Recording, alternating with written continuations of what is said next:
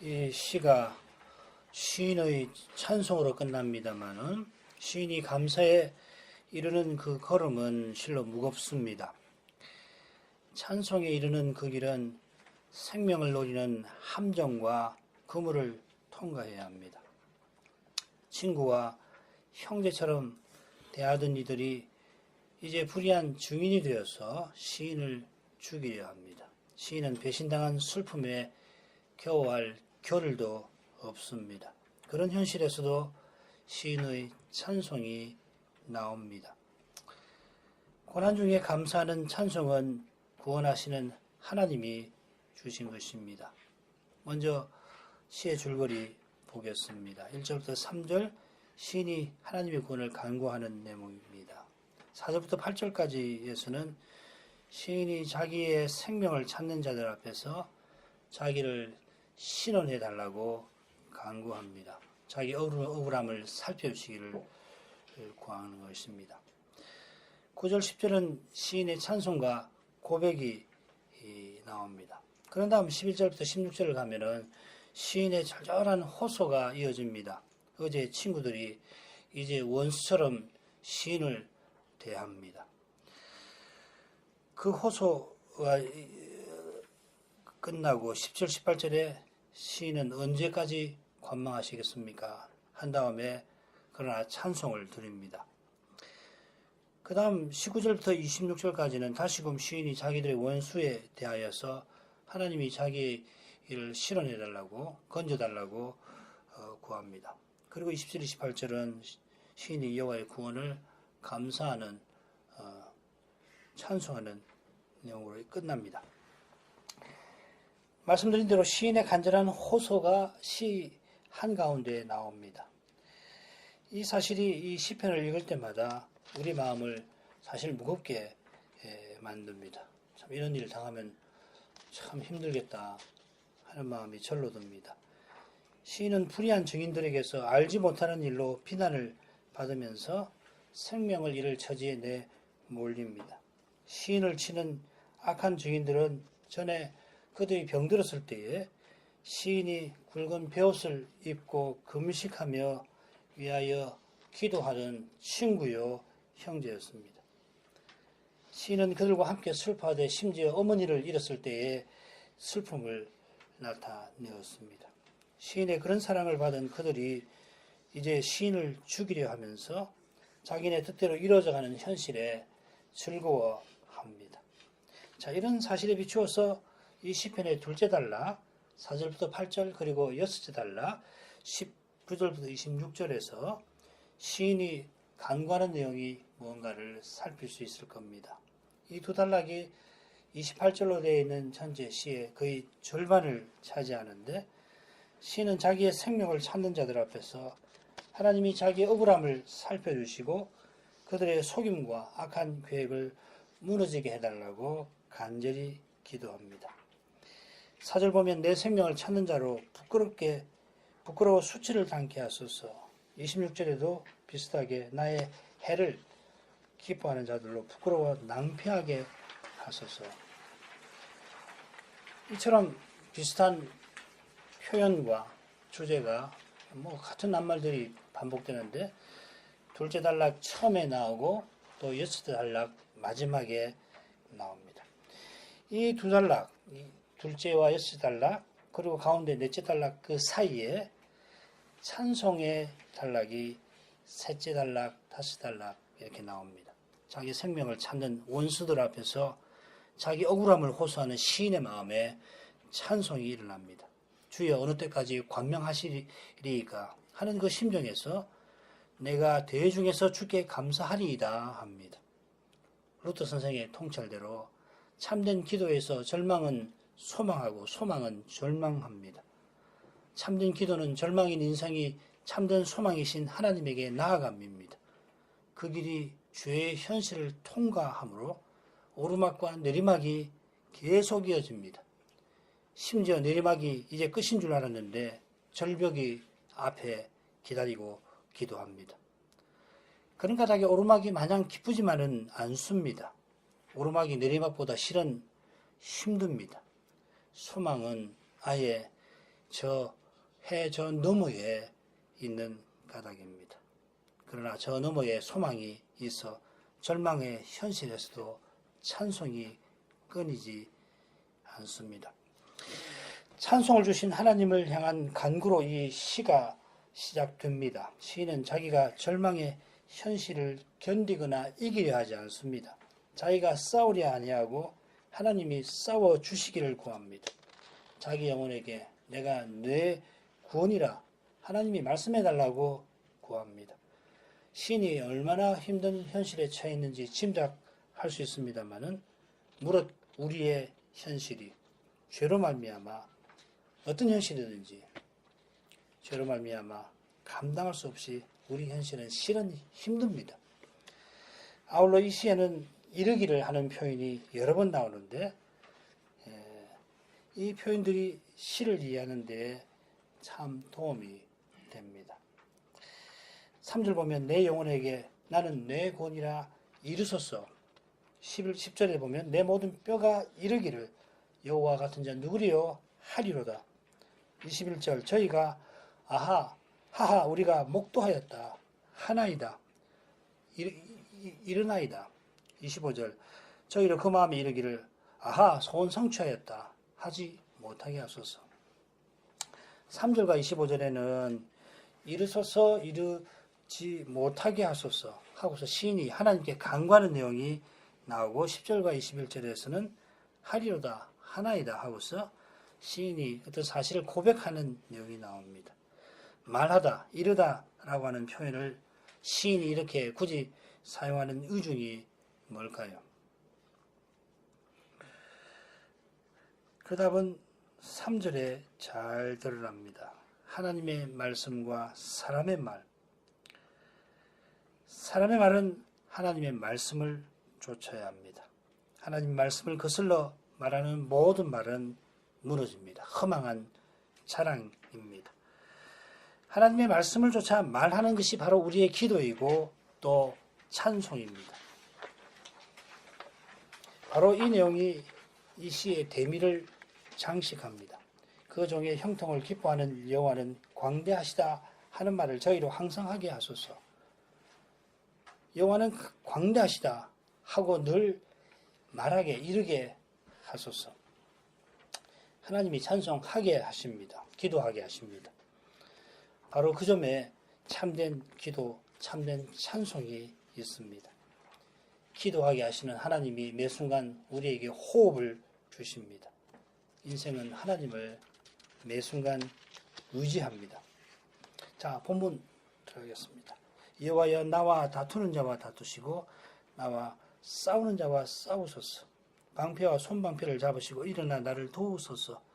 창을 뺏어 나를 쫓는 자의 길을 막으시고 또 내 영혼에게 나는 내 구원이라 이루소서. 방패와 손방패 또 창 이런 이미지는 시인이 직면한 다툼과 싸움이 군사적인 것임을 암시합니다마는 이미 줄거리에서 살핀 대로 시인과 다투는 사람들이 불의한 증인들이고 시인이 나의 소송을 말하는 것을 보면 시인이 처한 현실이 조금은 달라 보입니다. 사실 여기 다투시는 이 낱말 히브리 말로는 리브라고 하는 말인데 이 말을 선자들이 자주 사용합니다. 언약의 송사를 말할 때 이 낱말을 씁니다. 요컨대 지금 시인은 믿음으로 말미암아 큰 고난 가운데 처하여 있습니다. 시인과 다투는 자들이 시인을 뒤쫓는 상태입니다. 시인은 싸울 마음이 본래 없던 데다가 이들이 함정과 그물을 준비해서 치니까 맞서 싸우기는커녕 이미 쫓기는 신세입니다.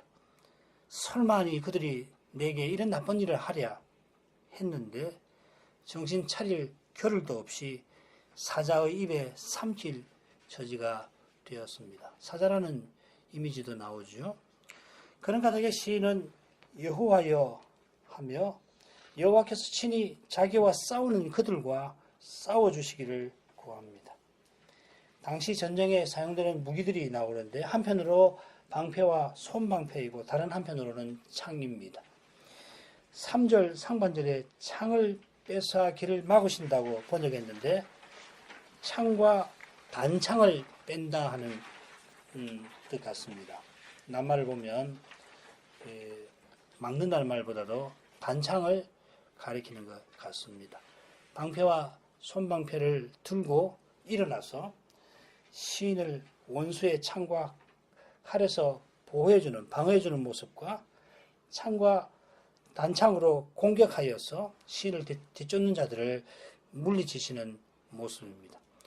이런 표현법을 통해서 시인은 여호와께서 자신을 원수들의 공격에서 보호해 주시는 반면에 원수들을 물리쳐 자신을 건져주시기를 구합니다. 어려운 때만 아니라 형통한 때에도 주님의 이 보호와 도우심이 우리에게는 절실합니다. 주님이 적의 공격을 막아주시기만 하면 그 다음부터 우리가 적을 공격할 수 있는 게 아닙니다. 우리가 적의 공격을 어떻게든지 방어만 해내면 그 다음 주님이 공격해 주시는 거 아닙니다. 우리의 힘은 주의 안에 있고 그분의 힘의 능력에 우리의 힘이 있습니다. 신령한 전쟁을 치르는 데 필요한 전신갑주는 하나님의 전신갑주입니다. 사도가 두 번이나 이 표현을 씁니다. 진리의 띠, 의의 흉배, 평안의 복음에 예비한 그 신발, 믿음의 방패, 구원의 투구, 성신의 검, 곧 말씀, 이 모든 것이 은혜로 주시는 것입니다. 그런 까닭에 사도가 전신갑주를 입으라고 갖추라고 하고서는 무시로 성신 안에서 기도하라 권하는 겁니다. 사도가 다른 사람 아니라 이 사도가 누구보다 신령한 전투를 치르는 사람 아닙니까? 기도하라고 하면서 이런 말합니다. 내게 말씀을 주사 나로 입을 벌려 복음의 비밀을 담대히 알리게 하옵소서. 이렇게 교회들어 자기를 위하여 기도해 달라고 합니다.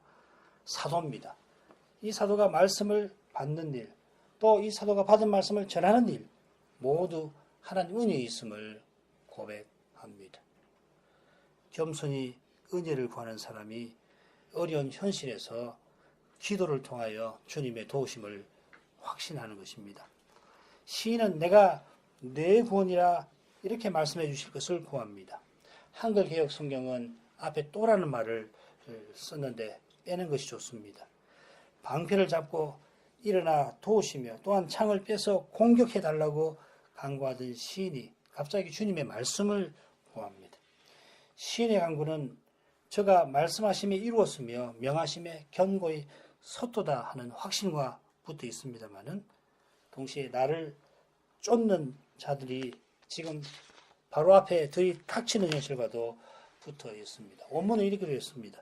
나를 쫓는 자들을 그리고 말씀하옵소서 내 영혼에게 내 구원이니라 내가 시인이 어려운 현실에서 주님께 기도하는데 곧 죽음이 파도처럼 덮치려고 하자 말씀해 주십시오 구한 겁니다. 시인은 곧 죽어갈 처지에서 살기를 포기하고 이제 죽었으니 그저 마음의 평안이나 위로나 얻자 한 것 아닙니다. 주의 말씀이 시인의 참된 위로였습니다. 말씀하시는 하나님, 내게 말씀하시는 하나님이 시인이 가장 소원하는 바입니다. 말씀하시는 하나님이 약속대로 구원하십니다. 그 말씀이 믿는 자에게 구원을 주시는 하나님의 능력입니다. 하나님의 말씀은 사람의 말과 달리 허공을 울리며 사라지지 않고 주의 뜻을 다 이루고 우리의 기도와 찬송을 통하여 하나님에게로 돌아갑니다. 주님이 알려주신 그 뜻은 틀림없이 이루어질 것입니다. 우리에게 알려주신 그 뜻이 어떻게 이루어지는지 우리가 잘 알지 못합니다만은 심지어 우리 눈에는 그 뜻이 이루어지지 않을 것처럼 보입니다만은 주님이 알려주신 그 뜻은 주님이 원하시는 방식대로 이루어집니다. 게다가 그 뜻은 나를 사랑하시는 주님의 뜻입니다. 우리를 하시려는 뜻입니다. 그 주님의 뜻은 무엇보다 내가 내 구원이라는 그 말씀에 있습니다. 이제 시인은 내 구원이신 하나님께 자신의 억울함을 아뢰며 간구합니다.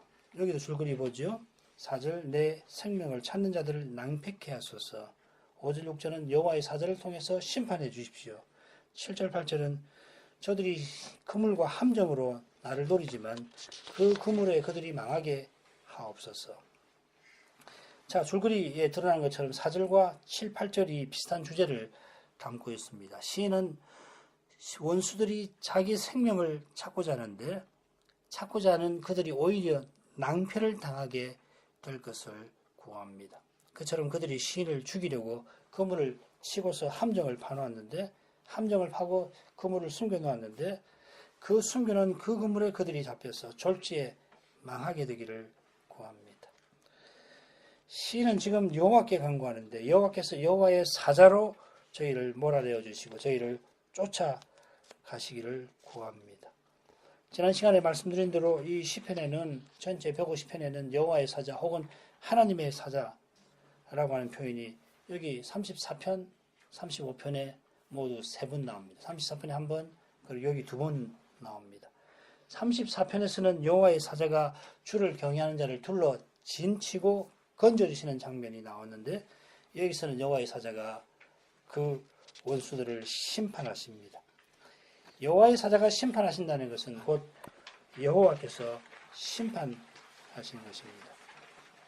4절 읽습니다. 내 생명을 찾는 자로 부끄러워 수치를 당케 하시며 나를 상해하려 하는 자로 물러가 낭패케 하소서. 이 부분이 6째 단락의 마지막 단락과 비슷한 내용으로 되어 있다는 것은 이미 말씀을 드렸습니다. 부끄러움, 수치, 나를 상해함, 낭패, 이 낱말이 모두 26절에 그대로 나옵니다. 자, 이런 공통점이 둘째 단락, 짝을 이루는 둘째 단락의 처음에 나오고 여섯째 단락 마지막에 나온다는 사실은 이 공통점이 시인이 강조하는 내용이라고 하는 것을 우리에게 잘 보여줄 것입니다. 아울러서 이 절은 바로 이 절은 정확하게 40편 14절, 70편 3절에 그대로 나옵니다. 유명한 구절이죠, 그렇죠? 이 절 자체가 그대로 여기 40편에, 70편에 나옵니다. 이 표현이 매우 전문적인 의미를 지녔음을 암시합니다. 가령 이사야 45장 15절에 보면은 우상을 만드는 자는 부끄러워 수치를 당한다. 이 두 가지 낱말이 여기 나옵니다. 그리고 129편 10편 129편 5절에서는 여호와를 미워하는 자는 수치를 당하며 물러갈지어다 합니다. 자, 이런 걸 보면 지금 내 생명을 찾는 자, 나를 상해하려 하는 자가 그저 연약한 사람 하나를 개인적인 이유로 죽이는 게 아닙니다. 바로 아래 가면 내가 대회 중에서 찬송하리라. 시편 아까 40편 이야기했는데 40편에 이 표현이 나옵니다. 그리고 시편 22편 22절 이하에 나오는 표현입니다. 이 고백대로 시인은 언약 백성 중 하나이면서 언약 백성을 대표하는 인물입니다. 이런 시인의 생명을 노리고 그를 해치는 일은 작은 일이 아닙니다. 수치와 욕을 당한다 하는 표현은 사로잡혀가는 것과 같은 죽음, 멸망, 철저한 멸망을 가리킵니다. 여기 부끄러움과 수치를 당함은 심각한 죄를 하나님이 심판하신 결과를 가리킵니다. 시인이 지금 그리스도의 심령을 품고 이 시를 썼는데 그리스도를 죽이려 하던 자들이 과연 이런 심판을 장차 당할 것입니다. 주님이 심판하시면은 시인을 짐승 사냥하듯 뒤쫓는 자들이 물러갈 겁니다. 이 물러간다는 말은 등을 돌리고 꽁무니를 빼는 모습입니다. 이것이 바로 낭패입니다. 이 낭패는 이 부끄러움, 수치랑 거의 비슷한 의미인데 심판의 멸망을 받는 상태를 가리킵니다. 시인이 예컨대 여기서 저주의 간구를 드린 것입니다. 이거는 imprecation이라고 하는 말인데요. 이는 중보자를 대적하는 일이 없어지기를 구하는 겁니다. 어떻게 언약 백성이 저주의 말을 할 수 있나? 우리가 그런 생각을 많이 들잖아요. 구약에서는 그런 모양인데 신약에서는 자기 원수를 사랑하라고 하셨으니까 이런 건 우리가 이런 시편은 우리가 배울 수 없지 않느냐 그런 이야기도 있습니다만은 중요한 건 중보자를 대적하는 일이 없어지기를 간구하는 겁니다. 주께서 성신을 해방하는 죄는 영원히 사함받지 못한다고 하신 것과 같은 마음입니다. 상한 갈대를 꺾지 아니하시는 예수님이 나와 반대하는 자를 언급하시면서 성신 해방죄가 있다 경고를 하셨습니다. 이런 예수님이 성신의 능력으로 귀신을 쫓아내셨는데도 예수님이 바알세불 사탄을 힘입어서 저런다고 비난한 바리새인들을 향한 경고입니다. 이 바리새인들은 돌아다니며 교인 하나를 얻어가지고서 배나 지옥 자식 만드는 사람입니다. 얼마나 무서운 일입니까? 자기 혼자 지옥 자식 되는 게 아니라 배나 지옥 자식 되게 만든다. 이런 일 막으려고 주님이 성신 해방죄로 그들에게 이미 경고하셨습니다. 이 심정으로 시인이 저주의 간구를 드리는 것입니다. 자, 이런 관점에서 둘째 부분 내용을 살펴볼 만할 것입니다. 5절 6절 저희로 바람 앞에 겨와 같게 하시고 여호와의 사자로 몰아내소서. 저희 길을 어둡고 미끄럽게 하사 여호와의 사자로 저희를 따르게 하소서. 이 두 절이 4절과 마찬가지로 여호와께 드리는 간구죠. 하소서 하소서. 똑같이 여호와의 사자로 이 중요한 표현을 담고 있습니다. 여호와께 심판하시는데 여호와의 사자로 하신다, 해달라 하는 것입니다.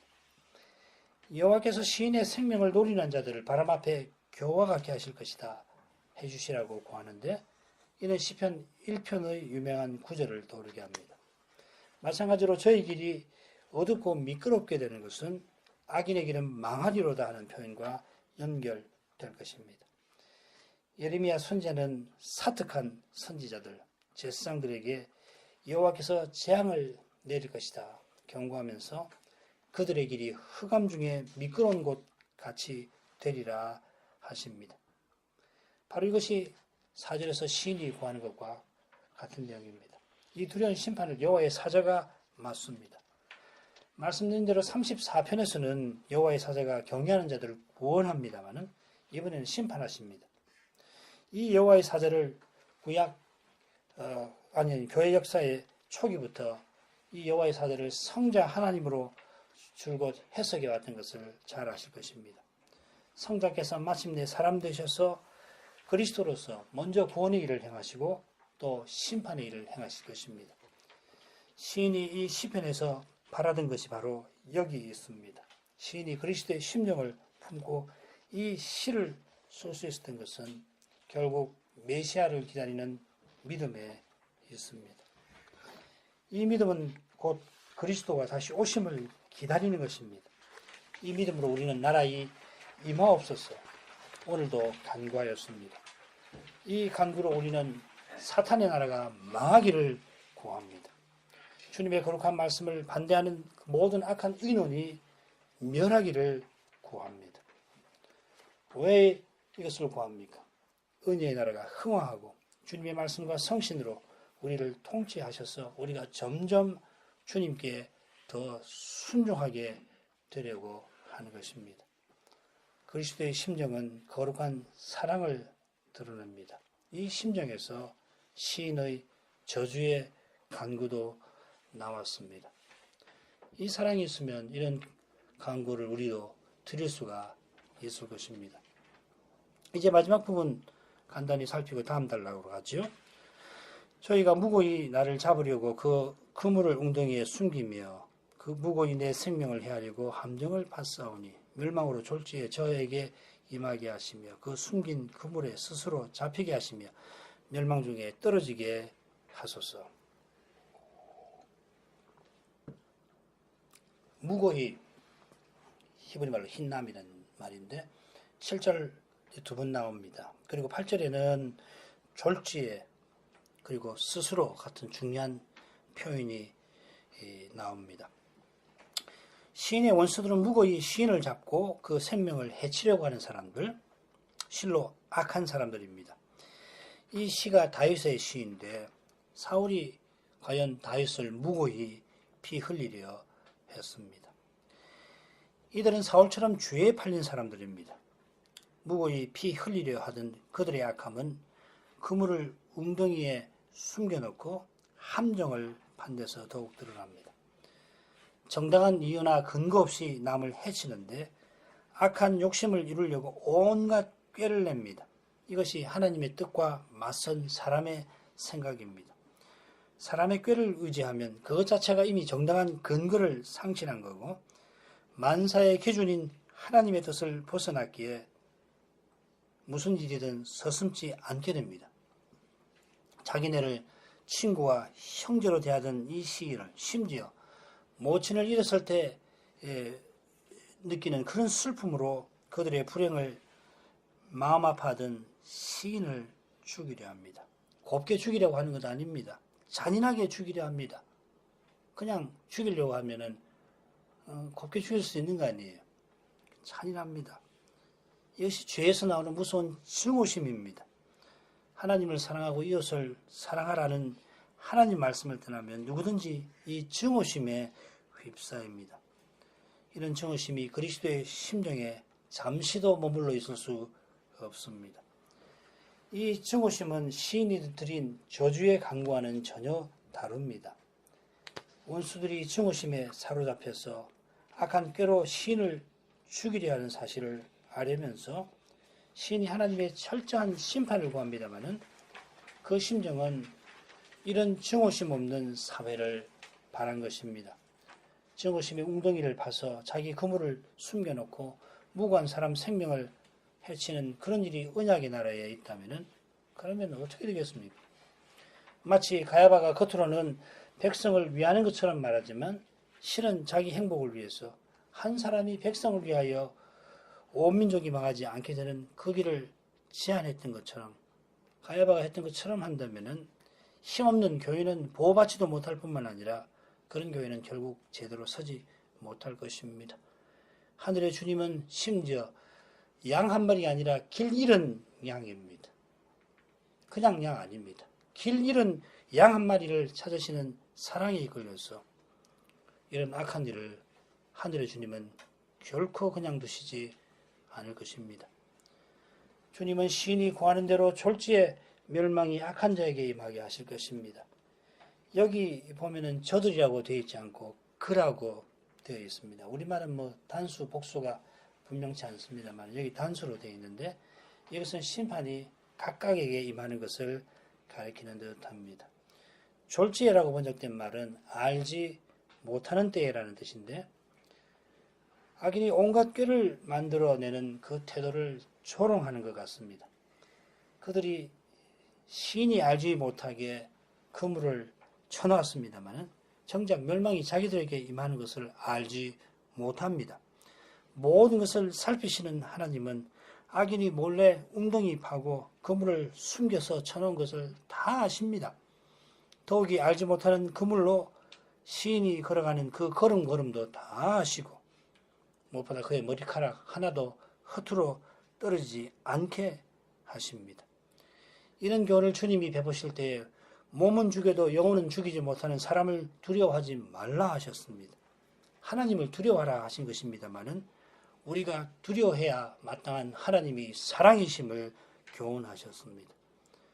모든 것을 아시는 하나님이 사랑이시라고 하는 것을 깨닫는 사람은 전혀 알지 못하는 현실에도 주님을 의지할 수 있게 될 것입니다. 다 아시는 주님이 악인들로 그 숨긴 그물에 스스로 잡히게 하실 겁니다. 지난 시간에 악이 악인을 죽일 것이라 하는 말씀과도 통합니다. 오늘 낮에 주님이 왜 참된 정언을 통해서 십자가에 나가셨나 뒤집은 생각하시면 될 겁니다. 이 세상에도 죄의 꾀에 넘어간다는 말이 있는데 그런 일이 일어난 이유가 뭡니까? 분명합니다. 선이신 하나님이 매 순간 다스리시는 바닥입니다. 그분은 심지어 악으로 선을 이루시는 분입니다. 그런 까닭에 악인을 심판하실 때에 악인의 악을 쓰십니다. 다른 사람의 길에 함정을 파놓는 악한 꾀는 결국 자기 길에 파놓은 함정이 될 것입니다. 셋째 단락 가겠습니다. 내 영혼이 여호와를 즐거워하며 그 구원을 기뻐하리로다. 내 모든 뼈가 이르기를 여호와와 같은 자 누구리요? 그는 가난한 자를 그보다 강한 자에게서 건지시고 가난하고 궁핍한 자를 노력하는 자에게서 건지시는 이라 하리로다. 9절과 10절은 사실 같은 주제입니다. 내 영혼이 여호와와 그 구원을 즐거워할 것이고 내 모든 뼈가 여호와와 그 구원을 이룰 것이라고 시인은 고백합니다. 9절은 그러나 이렇게 시작됩니다. 그러나 내 영혼은, 시인은 여전히 자기 생명을 찾는 자들에게 쫓기는 신세고 쫓겨서 그들이 파놓은 구덩이로 거기 숨겨놓은 그물로 내몰리고 있습니다. 사냥 이미지죠. 그런 까닭에 절절히 간구하였습니다. 절절히 간구해야 하는 현실에 여전히 있습니다만은 여호와께 찬송의 심정에 나아갑니다.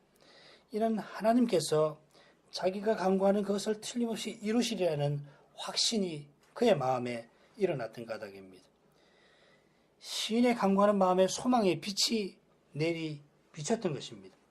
절망의 현실에서도 자신이 간구하는 그 사실이 여호와께서 내가 네 구원이라 말씀하신 결과입니다.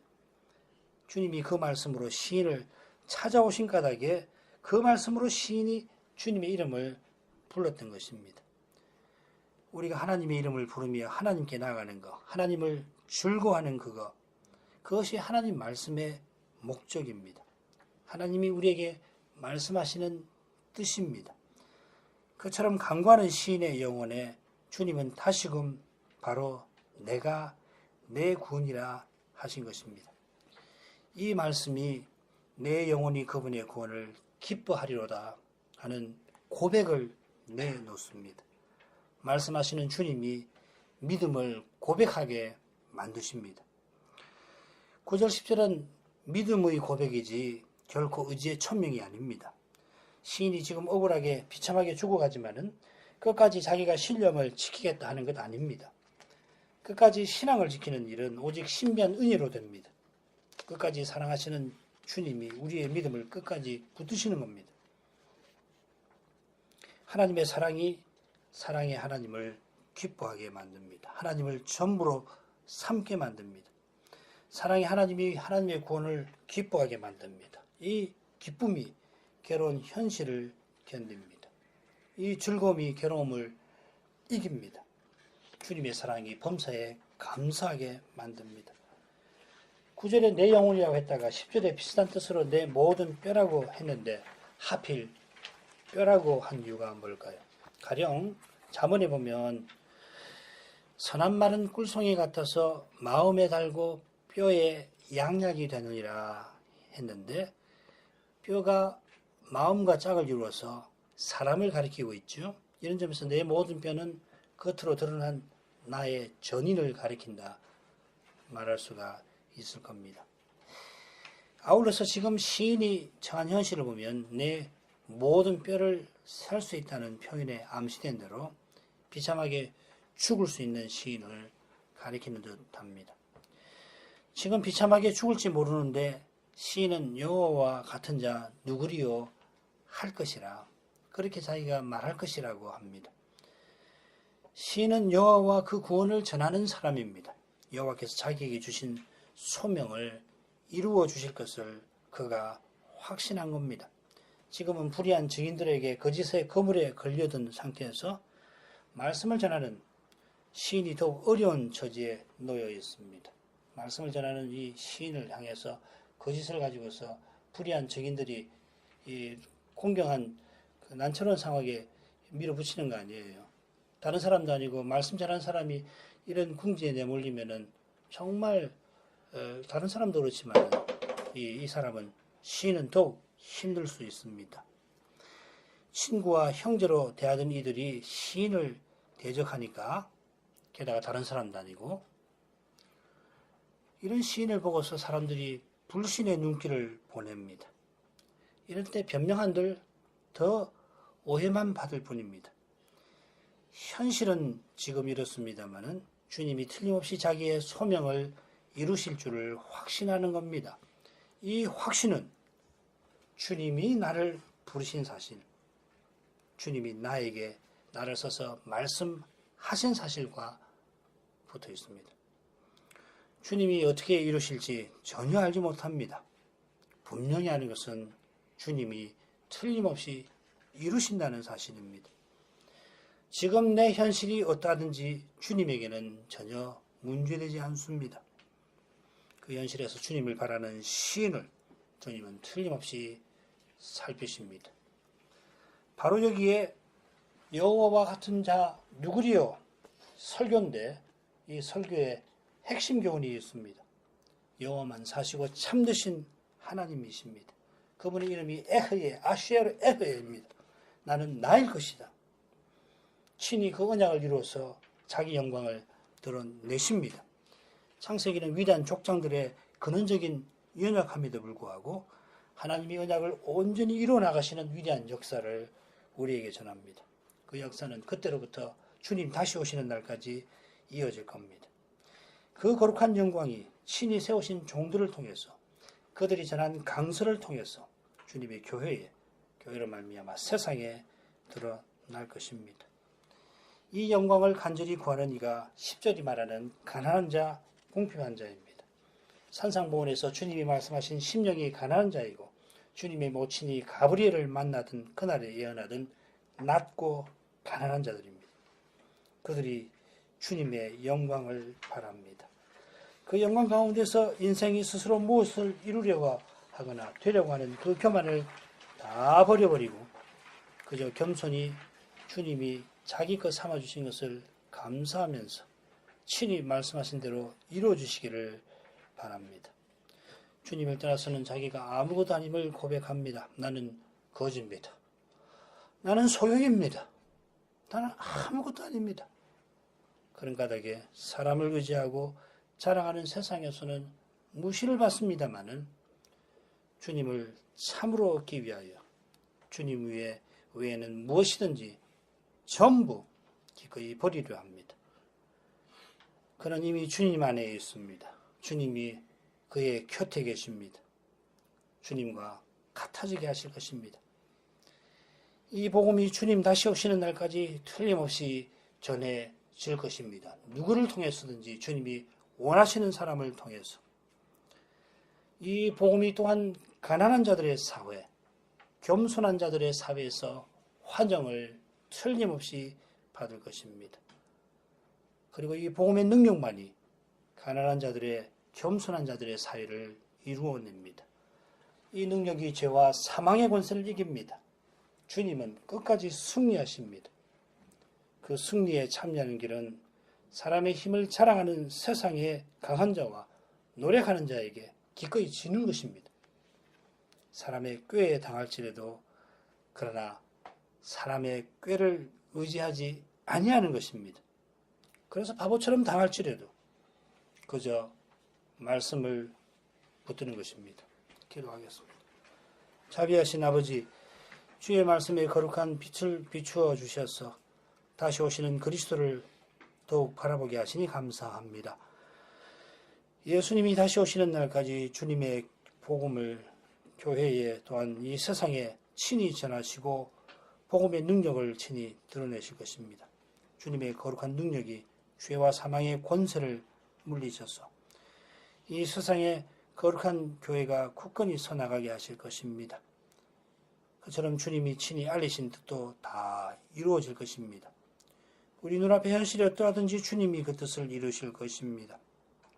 그 뜻을 받드는 사람마다 주님을 겸손히 의지합니다. 주님을 바랍니다. 그 말씀을 쫓아 살아가는 까닭에 세상의 지혜에게 바보같이 취급당할지라도 그 말씀을 여전히 붙듭니다. 주님이 틀림없이 승리하십니다. 그 승리에 저희가 참여하게 해 주십시오. 예수님 이름으로 기도합니다. 아멘.